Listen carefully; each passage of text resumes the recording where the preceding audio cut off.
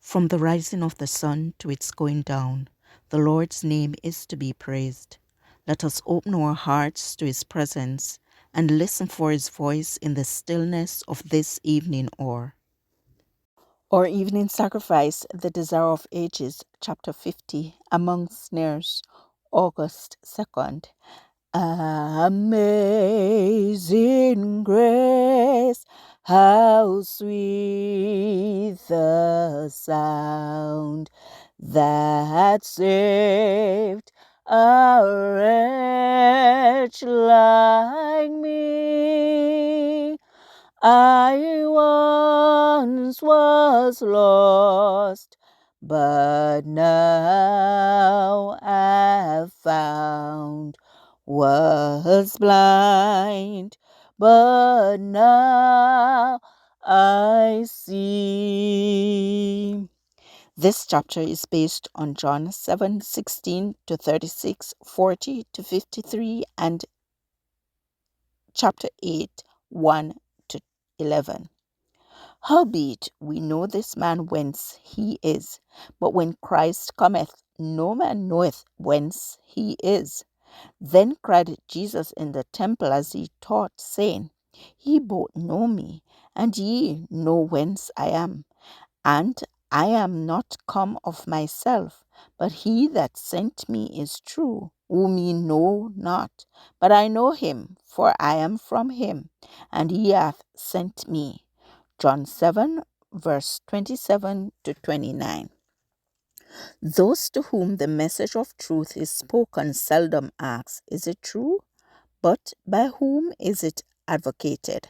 Multitudes estimate it by the numbers who accept it, and the question is still asked, Have any of the learned men or religious leaders believed?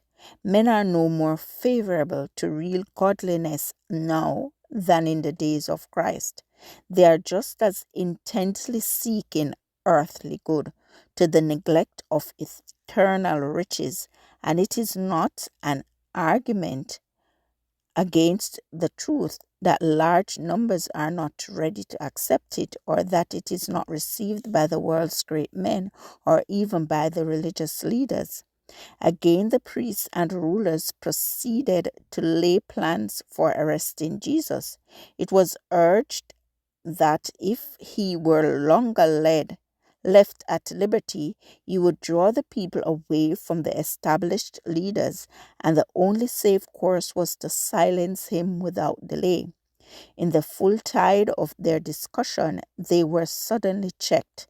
Nicodemus questioned, Doth our Lord judge any man before it hear him, and know what he doeth?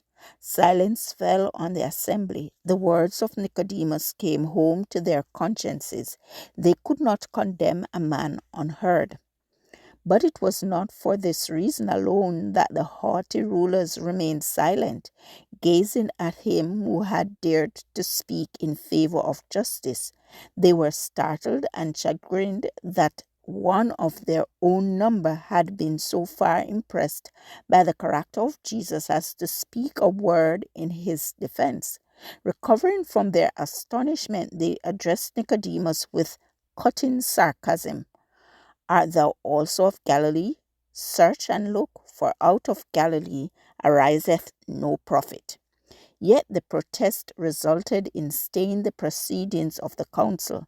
The rulers were unable to carry out their purpose and condemned Jesus without the hearing. Defeated for the time, every man went unto his own house. Jesus went unto the Mount of Olives.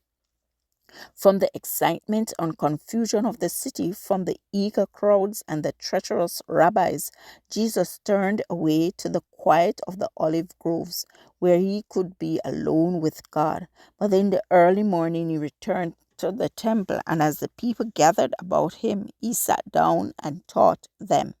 He was soon interrupted. A group of Pharisees and scribes approached him, dragging with them a terror-stricken woman, whom with hard, eager voices they accused of having violated the seventh commandment. Having pushed her into the presence of Jesus, they said to him with hypocritical show of respect, Moses in the law commanded us that such should be stoned. But what sayest thou? This passage was taken from The Desire of Ages, page 459 to 460, Pacific Press Publishing Association, copyright 2005, or Evening Sacrifice, August 2nd. I encourage you to connect with God and receive strength to overcome obstacles each day. Thank you for listening.